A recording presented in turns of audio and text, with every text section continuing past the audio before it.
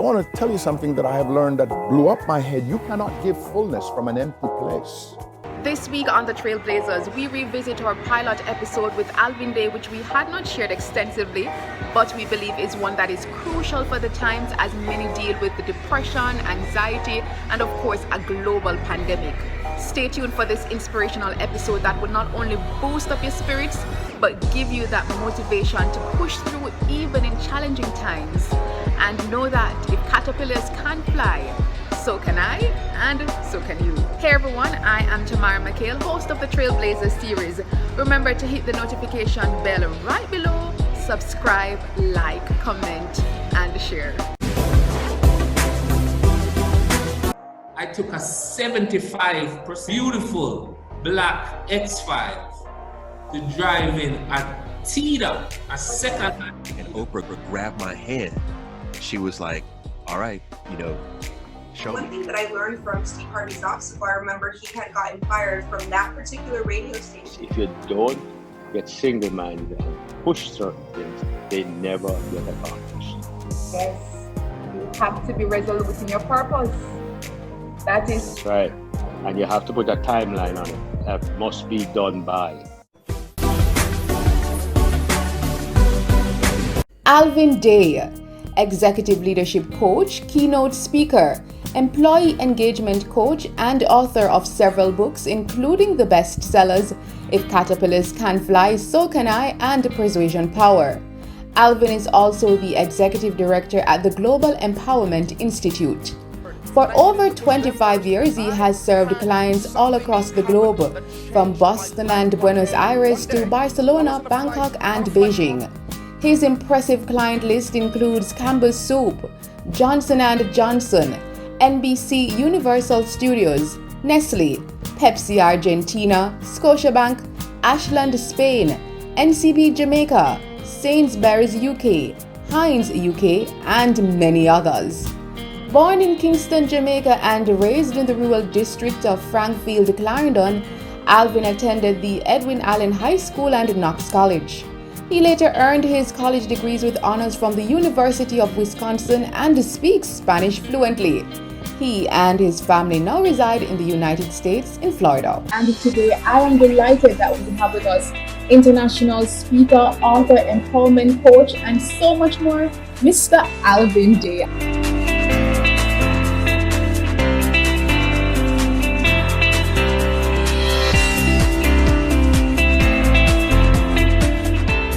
Alvin, a pleasure to have you with us. Thank you.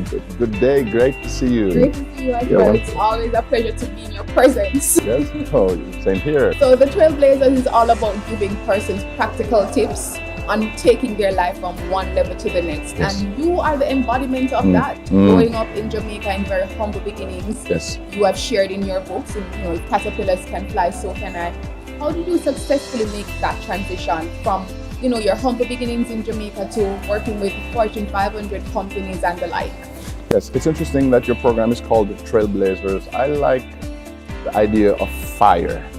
And as you indicated, I really have not come from a beginning of high pedigree where my father would pick me up from the football game and take me back to home and so forth. We didn't have electricity, we didn't have a car, we didn't have running water, all the basics that so many people take for granted. And you ask about the word transition. I think one of the things that helped me was that I had a burning fire in my belly that was put there by the words of significant others, one of whom was my grandmother. I had this thing inside me percolating that says life is going to be great. That said, if I just study hard, if I work hard, one day I'm going to grow wings and soar. And I believe that when all of us, when we go through difficulties, we shouldn't focus on the immediate difficulty. We should focus on where we want to come out. We should focus on the future. And when we have dreams and hopes and expectations and ambitions, they keep us alive because we keep looking to the future. That fire in the belly, that trailblazing is the thing that literally kept me alive, along with God just reaching out a hand to this poor boy and helping him not to be poor. We know about the fire in the belly because Yes. you mentioned it, and that's good to have, but for those who may feel stuck in life, so very often we become a part of the system, we go through the regular 9 to 5, and we lose that fire, how is it that we can ignite that or reignite that thing? So the first thing is we need to get somebody outside of ourselves, somebody to whom we look up, somebody who can be a mentor or a coach to guide us with thoughts. We were born kind of stupid and basic animals, right? We grabbed people's food in restaurants, we spit up wherever we wanted. And we began to learn some things about how to get along and protocol and so forth and good manners. Well, we shouldn't stop that process. As adults, we should continue to develop. We should find somebody who has gotten to the place where we want to go, or somebody who knows more than we do, and have that person put thoughts in our heads. Somebody guide us with our thinking and our behavior so that hopefully along that path we learn the importance of developing ourselves, of working on us. When things go wrong, we tend to want to change the circumstances, but really the magic, the secret is to change us, because we can't control circumstances. They will drive us mad. But if we work on our ability to get along, to tolerate, to perceive differently, to compartmentalize, and all these tools we teach our clients, then the circumstances can be the same, and we can have that fire to drive us to the next level.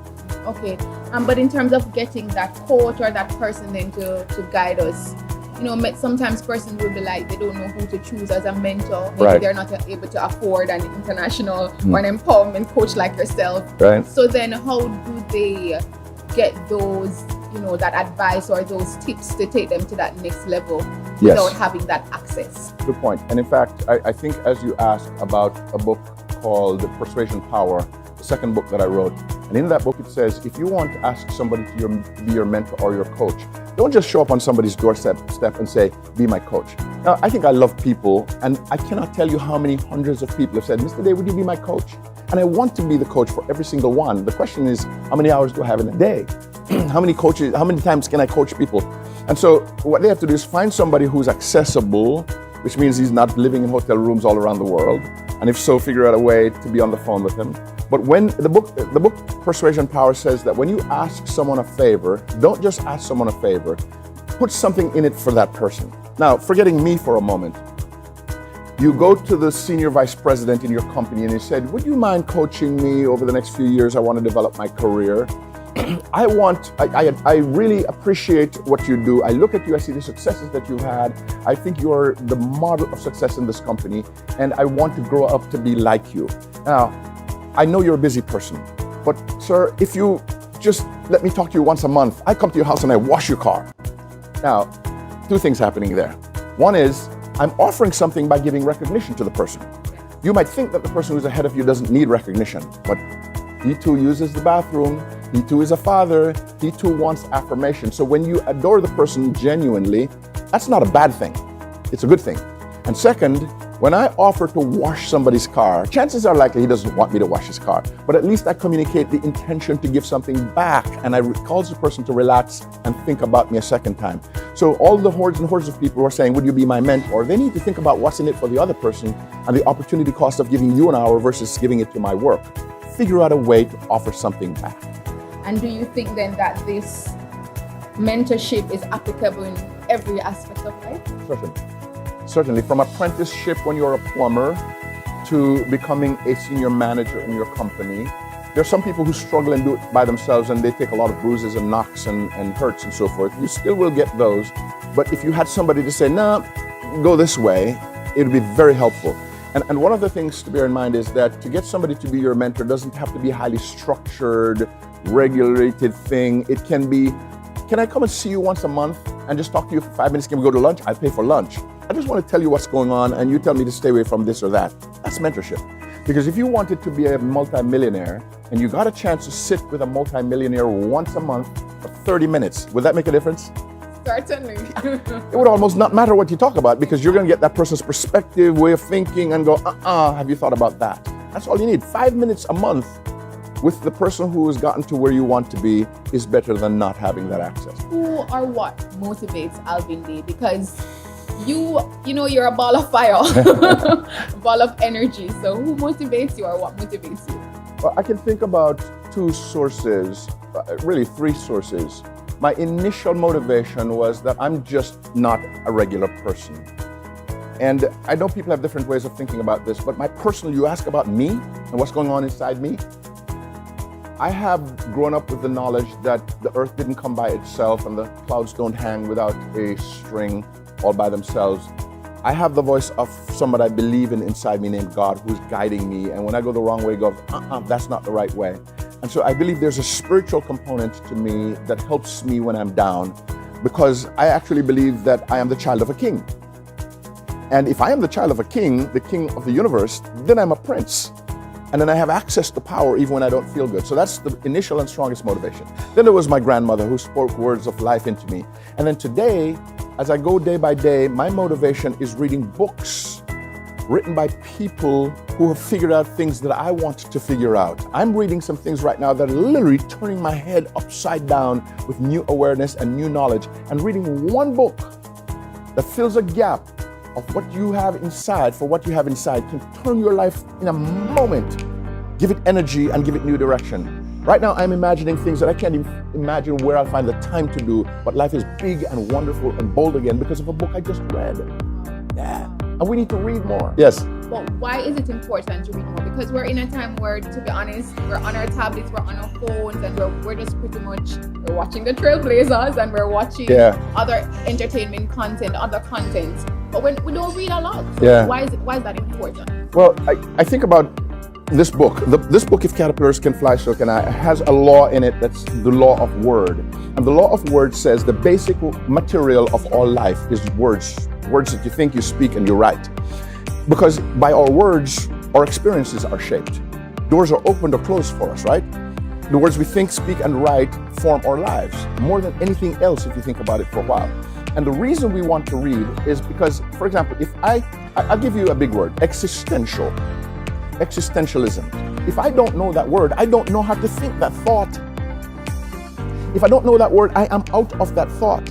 Now, there are many words that are parallel or similar, similes, but every single one has a tone of difference. When we learn a word, we learn new realities that we did not know existed before. Subsequently, when we read, especially if we read books that push us from a vocabulary and thought point of view, we grow in sophistication, which gives us access to reality that we could not perceive to begin with. And when we see places and things that did not appear before us, opportunities happen. Yeah? And I find myself able to distinguish between one thing and another and see things that I had not seen before, and the world lights up before me. And that's the power of reading. And if we just stick with what we know, we're going to stick at the plane where we are. Everybody wants to get to the next level. You cannot get to the next level if you're looking at the levels that you grew up with, where you are right now. You have to challenge yourself and think higher thoughts. Yeah? Alvin, I want to talk about failures, because so often we know about your successes, we know about the books that you've written, we know about the Fortune 500 companies that you've worked with. Yes. But what would you say has been your biggest failure to date, if any? It's easy for people to see you on the edge, bubbling and boiling and taking opportunities. What they don't see is the failures that led to the success. Failure has been much maligned. Failure is not final, except for the one that kills you. And everybody's going to have one of those. Maybe your heart stops or something. But until that point, every failure is a means to get you to success. And it pains me to think about this, but I've made some big mistakes in my life. One of them was not a mistake I made. One was ignorance. I grew up thinking that it was wonderful to be analytical and logical and systematic in my thinking, and that's perfectly fine. It's still wonderful. But I also thought that in order for me to success with people and with business, that I need to push my logic, push my data, push the information, because that's what you can sink your teeth into. This is real. And I thought, growing up as a child, doing 5th form and 6th form in Jamaica, going to university in the United States, I thought that feelings were too soft and squishy and transient and ephemeral, and they change so much that I cannot deal with those, because one moment you feel this way, the next moment you feel that way. So I was going to ignore feelings. I was going to stick straight down the middle with the facts. And it got me into so much trouble. Really? Yes, I didn't realize how systems work and how societies of people work. And many occasions in my life, I found myself just hanging to the facts and insulting people and hurting people. There was a point at which, when I was working at a Fortune 50 company named P&G, they make Tide and Cheer and the Pampers and so forth. I went to a meeting with the senior vice president, and there was a director who took me to that meeting, and he opened his mouth and said something about a project on which I was working. And they were going to make a decision, and I realized that what he said was not quite true, because I was the leader of the project. And I sat there struggling. Should I say it now, Should I wait? Because if we wait, they'll make the decision and it'll be wrong. And as gently as I could, I said, you know, Shelley, it's not really 120 variables, it's actually 320 variables, and it goes from here to there. And I try to make it sound good. You know what happened next? We had the meeting, they made the right decision, and I did not know for a year that damaged my career, that Shelley felt so insulted that I embarrassed him in front of the senior vice president, that he told all his peers to stay away from me because I was dangerous. I didn't know for a year that my career at that point was blackballed. And what I learned was I should not have said it there. I should have waited and gone to his office and talked with him and preserved his dignity, but I insisted on the facts. His feelings had practical impact on my life. I had a great career there. The year when I found out, I quit the company and things went well, but the point is, I made a mistake by ignorance. The Gallup organization, which is a scientific research organization, says that human decisions are made 70% on feelings, 30% on facts. Wow. We want human decisions to buy our soap and buy our insurance and so forth. They're made primarily on feelings. And that has changed my life, but I made some bad mistakes thinking that reality is just facts. No, it is how people perceive the facts, how the facts make them feel. Now that has given me a little bit more what I call emotional intelligence, and I've toned it down a notch. And you have shared just learning from your own failure, yes. Turning it around. What advice would you give them for those who are watching, those who have failed in finances, those who have failed in relationships, those who have failed in their careers, and they are looking now to start again, to get back on track, to know that there is hope, there's a light at the end of the tunnel? What would you share with them? Well, a couple of things. First of all, if you buy a share of stock or some shares of stock and you set your sight on the stock going up, the worst time to sell the stock is when it's down. Okay?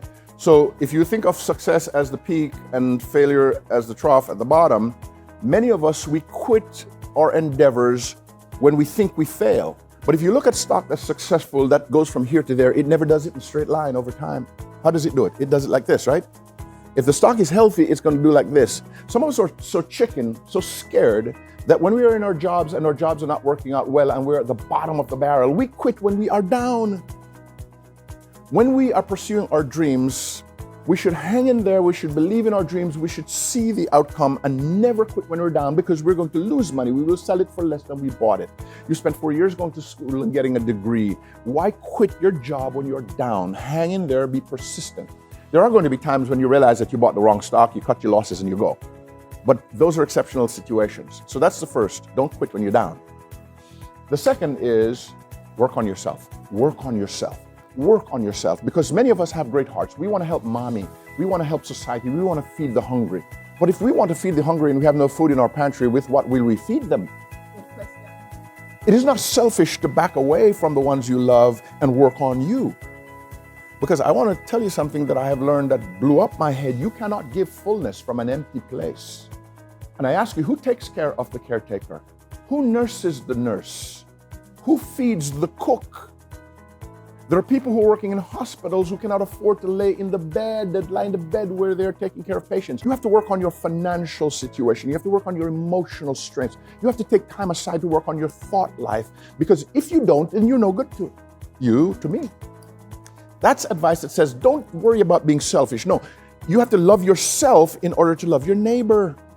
And that's the advice. Wherever you have to do it, find a mentor, read a book, go to conferences, get quiet time, meditate, crystallize your dreams, but work on you first. I need to work on me first before I dare help you in that area. Yes. Yeah. And that's where you talk about the mask. Yes. Putting on your mask. That's right. Add airplane metaphor about getting oxygen in your own lungs before you try to resuscitate people. And it sounds so simple, and the vast majority of us don't know this, because we're taught to be unselfish, put yourself behind and go. Or if you take care of yourself, you're egotistical. So long as you are willing to give back when you arrive, then go to the place of heights and success so that you can pull people up. One thing, they say push people up. You can only push people to the extent of your arms, but you can pull them as you go. So you have to get there and pull people. Very interesting concept. Yes. We're winding down, but two other things. Yes. First is fear. Yeah. You know, very often we fear the unknown. We fear making certain decisions that we want to make, and we wonder about what people will think. How do we, overcome fear? How do we handle fear, Matthew? Yeah. Fear is actually an emotional condition. And it's more emotional than it is practical. Because research shows that 96% of the things that we fear either do not happen or we can't change them. So we spend the vast majority of our time and energy working on things that we cannot impact or don't happen, and we don't have time for the 6% that we could interact with. What I say about fear is to recognize that things are going to happen anyway that are bad. Don't make them happen when they're not intended to happen. The other thing is, we should not fear anything in life other than a truck coming down the highway when we're standing in the middle. There's some practical stuff. But I have another thought to share with your audience here. See all the things that you're going to go through and you worry about them and so forth, that they're going to hurt you, and we look for the worst case scenario. Not one of them can kill you. Not one of them can possibly kill you, except one. Here's the thought that came to my head one time. Nothing I go through can possibly kill me until the day I die. Simple, right? But you see, when I get that in my head, until the day I die, nothing I go through can kill me. I know that I'm going to get up again. That gives me energy, it gives me hope, because one thing is going to kill me or another. And until then, everything I go through, I'm going to rise again from it. That just gives me a calm and a poise where fear will come, but I know how to let it go. Simple thinking. Fear is managed by thinking, looking at the bright side and leaving the dark side, because it's going to happen anyway. I agree. Put that stake in the ground and say, I know God made me for a purpose. I'm here to change lives. And as of today, I'm going to think better. I'm going to learn more. I'm going to do whatever it is that I want to do, and start marching forward. If they want help, they can go to my website, www.alvinday.com, alvinday.com. There are resources there that will help to get the mind working in the right direction, and will challenge them and burn them in their stomach, but make them want to fly. Do it today, don't wait. And then 2020 can be good. On a positive note to end the program on today, Alvin J, thank you so much. Thank you for your words of wisdom, your words of inspiration. Thank you. Today, Yes. This, of course, has been the Trailblazers. I am Tamara McKayle, and of course, we thank our guest, Mr. Alvin Day, international speaker, empowerment coach, author, and so much more. Tune in next time to the Trailblazers, and always remember to make it happen.